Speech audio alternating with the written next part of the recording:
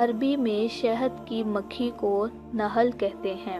قرآن مجید میں اللہ تعالیٰ نے ایک سورت نازل فرمائی جس کا نام سورت نحل ہے۔ اس سورت میں شہد اور شہد کی مکھی کے فضائل اور اس کے فائدے منافع کا تذکرہ فرمایا ہے جو قابل ذکر ہے، اور در حقیقت یہ مکھیاں عجائبات عالم کی فہرست میں ایک بہت ہی نمایاں مقام رکھتی ہیں۔ اس مکھی کی چند خصوصیات حسب ذیل ہیں۔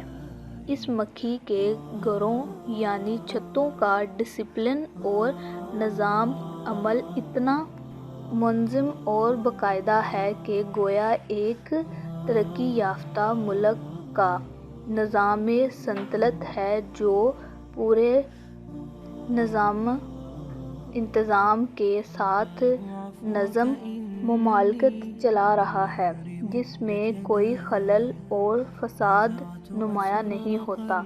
ہزاروں بلکہ لاکھوں کی تعداد میں یہ مکھیاں اس طرح رہتی ہیں کہ ان کا ایک بادشاہ ہوتا ہے جو جسم اور قد میں تمام مکھیوں سے بڑا ہوتا ہے۔ تمام مکھیاں اس کی قیادت میں سفر کرتی ہیں۔ اس بادشاہ کو یاسوب کہتے ہیں۔ ان کا یاسوب ان مکھیوں کے لیے تقسیم کار کرتا ہے اور سب کو اپنی اپنی ڈیوٹی پر لگا کر کام کراتا ہے۔ چنانچہ کچھ مکھیاں مکان بناتی ہیں جو سوراخوں کی شکل میں ہوتا ہے۔ یہ مکھیاں ان سوراخوں کو اتنی خوبصورتی اور یکسانیت کے ساتھ مسدس شکل کا بناتی ہیں کہ گویا کسی ماہر انجینئر نے پرکار کی مدد سے ان سوراخوں کو بنایا ہے۔ سب کی شکل بالکل یکساں اور ایک جیسی، سب کی لمبائی، چوڑائی اور گہرائی بالکل برابر ہوتی ہے۔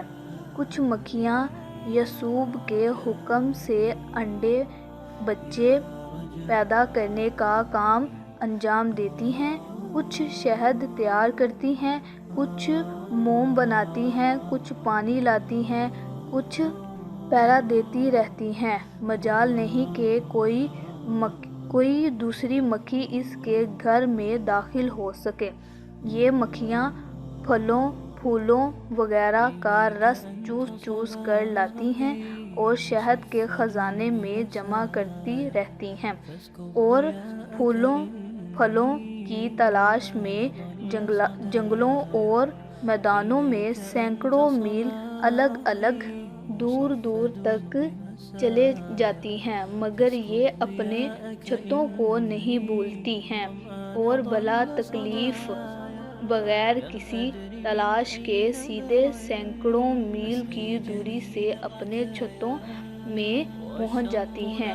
یہ مکھیاں مختلف رنگوں اور مختلف ذائقوں کا شہد تیار کرتی ہیں، کبھی سرخ، کبھی سفید، کبھی سیاہ، کبھی زرد، کبھی پیلا، کبھی گاڑھا، کبھی پتلا، کبھی گاڑھا۔ مختلف موسموں اور مختلف پھلوں پھولوں کے بدولت شہد کے مختلف رنگ اور ذائقے بدلتے رہتے ہیں۔ یہ اپنے چھتے کبھی درختوں پر، کبھی پہاڑوں پر، کبھی گھروں میں، کبھی دیواروں کی سوراخوں میں، کبھی زمین کے اندر بنایا کرتی ہیں، اور ہر جگہ یکساں ڈسپلن اور نظام کے ساتھ ان کا کارخانہ چلتا رہتا ہے۔ نافرمان اور باغی مکھیوں کو ان کا یاسوب مناسب سزائیں بھی دیتا ہے، یہاں تک کہ بعض کو قتل بھی کرا دیتا ہے اور سب کو اپنے کنٹرول میں رکھتا ہے۔ کبھی کوئی شہد کی مکھی کسی نجاست پر نہیں بیٹھ سکتی، اور اگر کبھی کوئی بیٹھ جائے تو ان کا بادشاہ یاسوب اس کو سخت سزا دے کر چھتے سے نکال دیتا ہے۔ قرآن مجید نے اس شہد کی مکھیوں کے مسائل کا خطبہ پڑھتے ہوئے ارشاد فرمایا کہ اور تمہارے رب نے شہد کی مکھیوں کو الہام کیا کہ پہاڑوں میں گھر بنا اور درختوں میں اور چھتوں میں پر ہر قسم کے پھل میں سے کھا اور اپنے رب کی راہوں میں چل کر تیرے لیے نرم آسان ہے۔ اس کے پیٹ سے ایک پینے کی چیز رنگ برنگ کی نکلتی ہے جس میں لوگوں کی تندرستی ہے، بے شک اس میں نشانی ہے دھیان کرنے والوں کو۔